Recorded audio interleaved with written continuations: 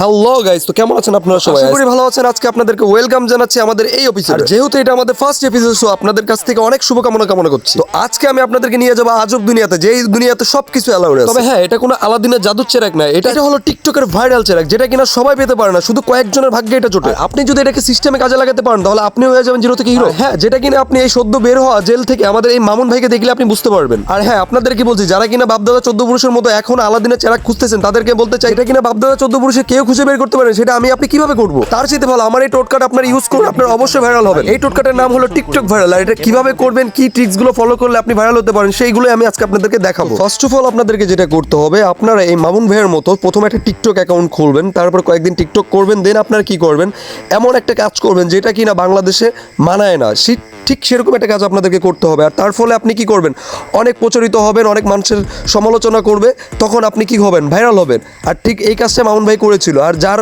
ফলশ্রুতিতে আপনারা দেখতে পাচ্ছেন আজকে সে জেল খাটলো, বিয়ে করলো, কত কিছু। এন্ড অফ দ্য ডে সে কিন্তু তার সবকিছু গুছিয়ে ফেলেছে। আপনারা কি লক্ষ্য করতে পেরেছেন? আর এই তো জেল থেকে বের হওয়ার আগে সে তার নতুন সেলুন উদ্বোধন করেছে তার মার হাত দিয়ে। আর আমি তো বলবো, বাংলাদেশের প্রত্যেকটা ছেলেকে আমাদের এই মামুন ভাইকে ফলো করা উচিত, তার সমস্ত কর্মকাণ্ডকে লিখিত করে ঠিক ওইভাবে নিজের লাইফস্টাইলকে লিড করা উচিত, তাহলে এন্ড অফ দ্য ডে আপনি সফলতা অর্জন করতে পারবেন। কারণ একটু লক্ষ্য করে দেখবেন, এদিকে ফিরোজ ভাই যে কিনা মানবতার ফেরল, তার আম্মু কয়েকদিন আগে ইন্তেকাল করেছেন, ইন্নালিল্লাহি ওয়া ইন্না ইলাইহি রাজিউন, কিন্তু বাঙালির এইটা নিয়ে কোনো মাথা ব্যথা নেই। কিন্তু এইদিকে আমাদের প্রিন্স মামুন ভাই জেল থেকে বের হয়েছে, লাইলার সম্পর্ক বিচ্ছেদ হয়েছে, এটা নিয়ে কত নাড়ানাড়ি। এন্ড দ্যাটস ওয়াই আমি আপনাদেরকে এই টোটকাটা দিয়েছি, কারণ এই টোটকাটাই একমাত্র ভাইরাল টোটকা, যেটা কিনা প্রিন্স মামুনের টোটকা। আমি চাই আপনারা এটা ফলো করলে অবশ্যই আপনারা সাকসেসের দেখা পাবে। তো আজকের মতো বাই বাই, টাটা, নেক্সট দেখা হবে অন্য কোনো ভাইকে নিয়ে। কোথায় যাচ্ছেন এবার, আসল কথাটা শুনে যান। দেখুন, বর্তমান যুগে ভাইরাল হওয়ার অনেক গণমাধ্যম আছে, তো আমরা যদি চাই তাহলে ভালোভাবে ভাইরাল হতে পারি, ভালোভাবে একটা ভালো প্রফিটেবল জায়গায় নিজেকে দাঁড় করাতে পারি। দেখুন, এখানে আমাদের দেশে অনেকেই ভিডিও কন্টেন্ট ক্রিয়েটর আছে, যারা ভালোভাবে ভালো বিনোদনমূলক ভিডিও বানাচ্ছে।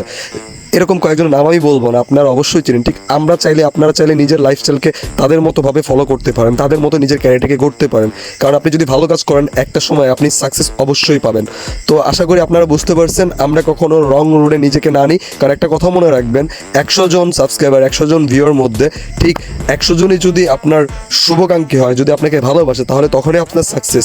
কিন্তু যদি এরকমটা হয় যে 50 জন আপনাকে ঘৃণা করে বিদায় আপনাকে দেখলো, তাহলে এটা কখনো ভালোবাসা কিংবা কোনো সফলতা হতে পারে না।